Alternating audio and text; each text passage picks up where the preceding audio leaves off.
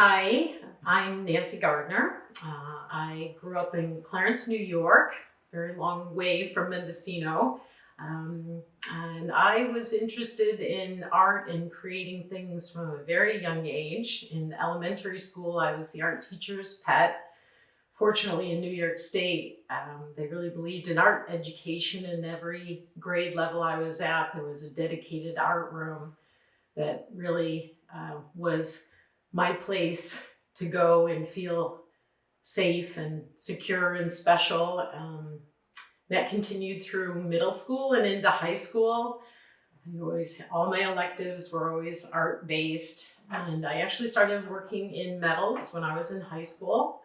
Uh, Marlene Ostudio was my teacher, and we had casting equipment that they had never used, and we attempted and got a couple of good castings, and I was very excited about metalworking at that point.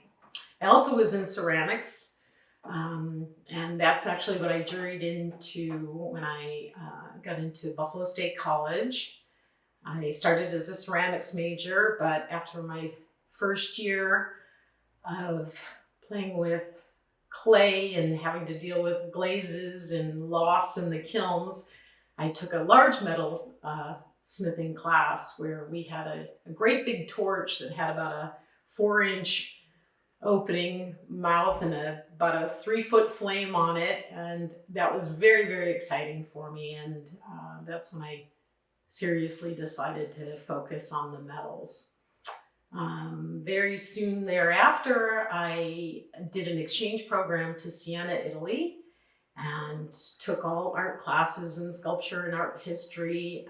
They didn't really have a very good jewelry program, so then I found another school in Florence that I attended for a year. And I also did a couple of months study in a goldsmith shop there in Florence with a third generation goldsmiths, where I learned a lot and got even that much more interested in the metals and jewelry world. As I finished up my time there, I met a gal whose mother was the head of a jewelry making program in Lisbon, Portugal. And I was so in love with Europe and traveling around and seeing all the jewelry shows and museums, and I decided to go to Lisbon and did an independent study there, which I actually completed my degree with. So I have a degree from Buffalo State College, but the truth is I only spent about a year on campus there and did everything else either through other universities that I got the credits matriculated to Buffalo State. But it's in Lisbon, Portugal, that I really learned metalsmithing from the bottom up. You weren't able to purchase silver in sterling. Sterling silver is an alloy of copper and fine silver. So we'd go to this little refinery and we'd buy a bag of fine silver and had to alloy up and make all our own sheet and wire and all our own findings. We actually even had to make our own solder.